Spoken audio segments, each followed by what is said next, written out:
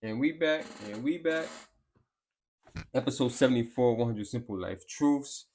It is 9. 9. It is September 29th. It is 6:36, 3:36. I literally just woke up from a nap. I'm about to get into it. I'm about to get into this episode. I gotta do a face mask or something, man. My skin breaking out. But yeah, I'm about to get into this. Episode 74, 100 Simple Life Truths, titled Labels Are Dehumanizing. Labels are dehumanizing. Depends on the label. Depends on the label. Well, actually, yeah, depends on the label. Depends on the label. Had a nice good sleep, nice good little nap. I was supposed to record at 11, but I ended up going to sleep at like 9 o'clock. And I just woke up a little while ago, was doing some things, and I'm like, I might as well just get this episode popping. So I'm gonna get right into it. It's probably be a nice, quick, little short episode because I got some things I want to continue doing. Excuse me. It's whoa, whoa, whoa, whoa, whoa, whoa.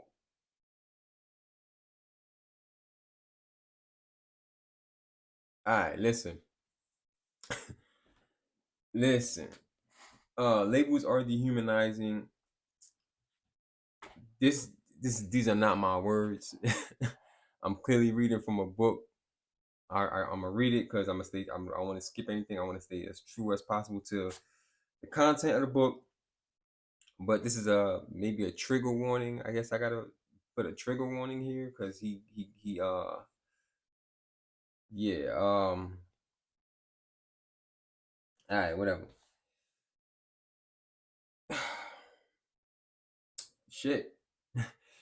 Faggot, slut, N word. I can't do it. All right, I'm gonna skip some of these, man. Terrorist, hobo, dumb, us, sheik, Hindu, Punjab, atheist, Christian, American patriot, Sunni, Shia, infidel, sheik, Quran, Jat. Man, he says some. He go. Man, these are crazy. We all use them, and though they're generally used to label fellow human beings, they do a wonderful job of making them seem a little less like us.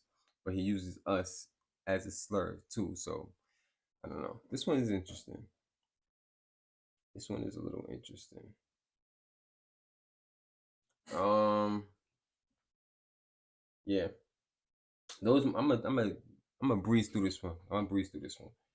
Those minor changes in perception of others can go a long way. Couple that with our general inclination to be around people who look, think, talk, walk, and act like us and agree with us, and we create a collection of imaginary lines making some very real segregation. Imaginary lines creating real segregation. A lot of people think that it's just an accident that we can be remedied with some educational video and a couple of peace signs that but that's the furthest thing from the truth. Divide and conquer has been a tactic used for centuries to keep things in order. The news does an amazing job of teaching us who to fear and who to hate, and we do a terrible job of asking ourselves, should I buy all of this? I don't.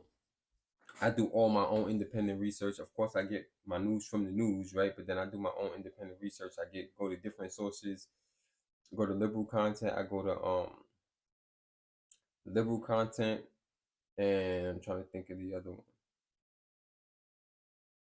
And Democratic content, Republican type content. I go to both and get my and make my own assertions and ideas. I come up with my own ideas based on what I've read and the facts. I always find the facts, right? I saw this amazing speaker and he said something fascinating. Knowing is out of style, believing is in fashion, and we need to bring knowing back in style.